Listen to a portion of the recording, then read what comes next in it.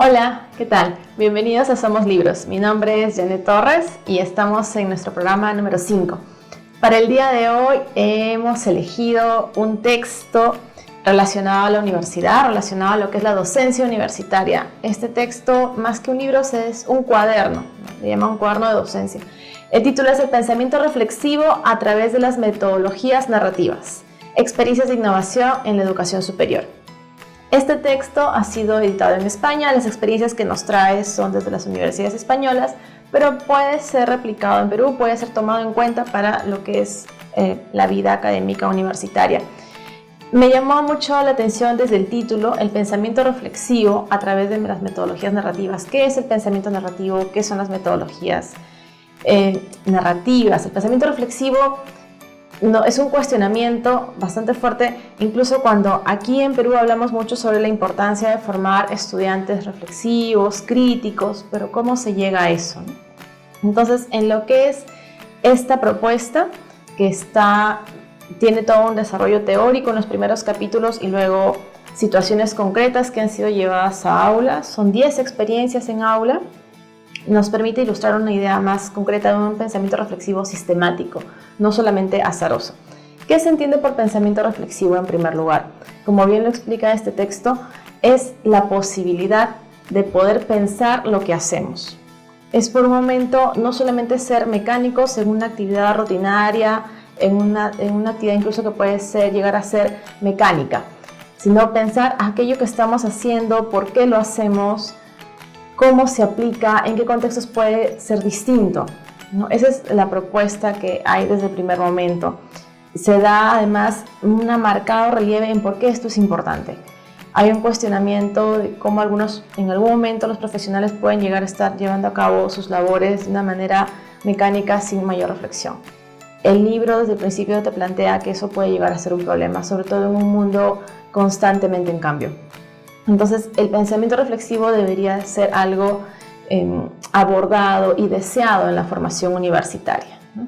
En esta idea de cómo estamos constantemente reflexionando, pensando acerca de lo que estamos haciendo.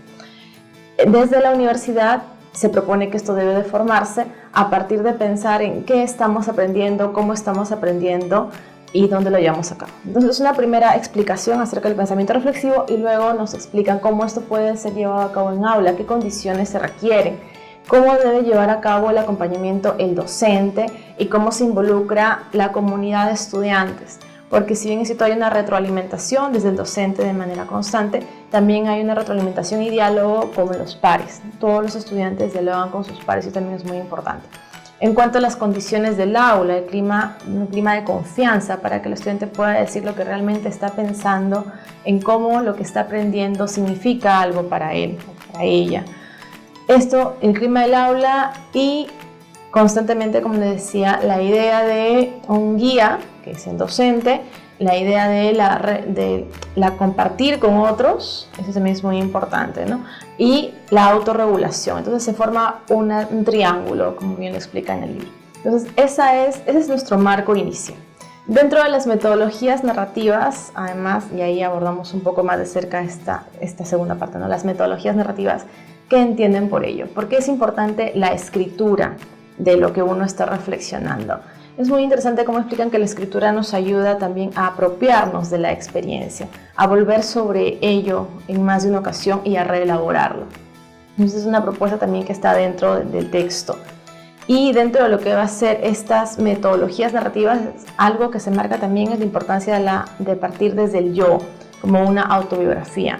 Yo pienso esto, a mí me afecta de esta manera, o yo creo que en otro momento lo puedo aplicar así. Entonces, es muy importante partir desde el yo, como bien lo explica el texto, en este pensamiento reflexivo. No estoy aprendiendo algo, no estoy incorporando una nueva información simplemente porque está en el contexto, sino porque a mí me afecta de determinado modo.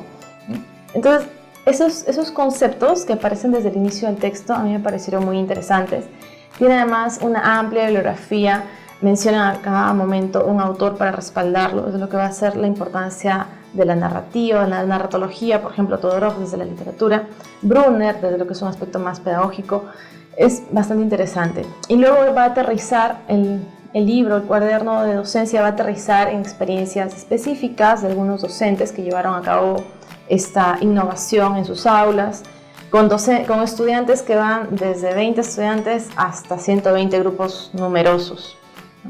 Lo que más me llamó la atención de cada una de estas experiencias es cómo en las conclusiones los docentes universitarios también reflexionan acerca de que hay retos por asumir, por ejemplo, mejorar las rúbricas. Eso también es muy interesante del texto, que plantea que para desarrollar este pensamiento reflexivo se necesitan también rúbricas. El estudiante necesita saber cómo está siendo evaluado y hacia dónde dirigirse.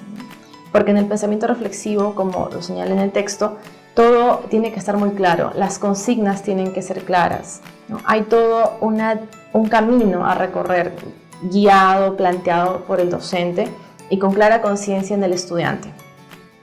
Lo que van a ser los retos, las dificultades, cómo además los estudiantes, cuando reflexionan acerca del trabajo que están haciendo para desarrollar su pensamiento reflexivo, es mucho más difícil, les demanda más esfuerzo en relación a otro tipo de actividades.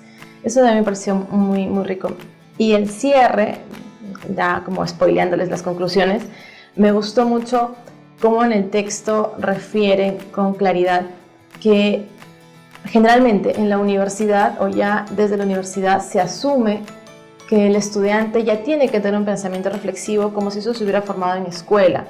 Pero lo que plantean desde este texto es que generalmente no se ha formado desde escuela en pensamiento reflexivo y que es más bien a la universidad a la que le compete ese rol. La universidad no debería dejar pasar la oportunidad de formar a sus estudiantes como profesionales que están reflexionando sobre lo que hacen. Y eso me pareció muy valioso. Y bueno, una pequeña crítica que le haría al texto es que cuando recopilan la experiencia de cada uno de estos docentes, en total 10, son 10 grupos, porque en realidad cada una de estas experiencias ha sido recopilada por parejas docentes, 2 hasta 3 personas, 3, 4 personas que han trabajado en cada proyecto.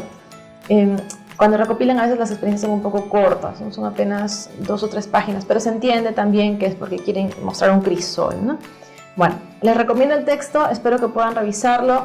Y no solamente docentes universitarios, también los mismos estudiantes universitarios para que puedan tener una perspectiva en su formación, y también lo recomendaría incluso para docentes de escuela, porque también en escuela deberíamos poder echar una mirada a lo que es la reflexión en la formación de nuestros estudiantes. Eso es todo, hasta un próximo libro.